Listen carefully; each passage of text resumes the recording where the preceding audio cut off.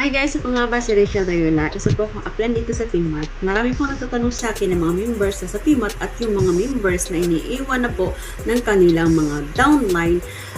Paano ko raw nabibinta ang aking codes? So, here's my tip kung paano nyo mabinta ang inyong code. Kung iniwan po kayo ng inyong upline, ay pwede nyo i-post ang inyong mga post nyo po ang mga platform ni PMAT sa inyong wall. Mag-post din po kayo ng mga proof ninyo or mga proof doon sa GCs ng mga members din sa PMAT. Pangalawa po, ay dapat maging friendly kayo at dapat maging honest kayo. Aralin niyo po ang mga platform sa PMAT like kung paano ka kumita at paano mo makuha yung $20 in just 5 days or 3 days. Actually, wala naman siyang limitasyon, wala naman siyang nasa sa inyo naman kung paano mo ma-apply yun si PMAT sa maisingit doon sa trabaho mo, kung may trabaho ka, kung OFW ka. Pero kung working at home, kung mayroon ka lang sa bahay nyo at wala ka namang trabaho, ay pwede mo pong isingit si PMAT. Pwede mong i-promote yan dili sa inyong wall at pwede rin nyo po yung gamitin yung mga ideas na nakukuha mo doon sa group chat na kung saan pinopromote nga si PMAT.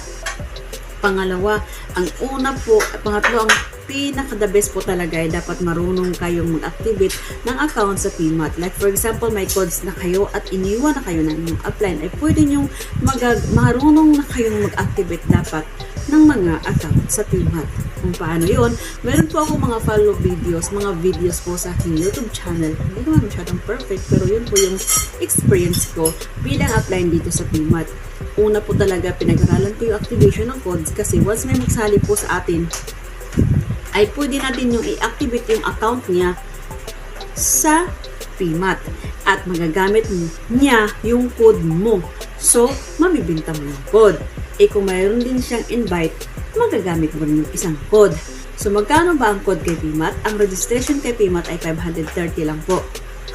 530 lang po ang code sa PMAT at depende pa kung may promo yun. So, kung may promo yun, magiging 500 lang po. Depende na yan sa may-ari ng code. Ang pang-apat po ay yung dapat alam mo kung paano mag-balance ng dollar sa inyong account. Once na may magpamember sa PMAT, dapat alam mo kung paano mag-balance ng dollar. Kasi kung hindi, mapupunta ang dollar sa ibang account ng PMAT. So, ang pagbenta ng codes guys ay dapat consistent ka sa pag-post tungkol sa PMAT.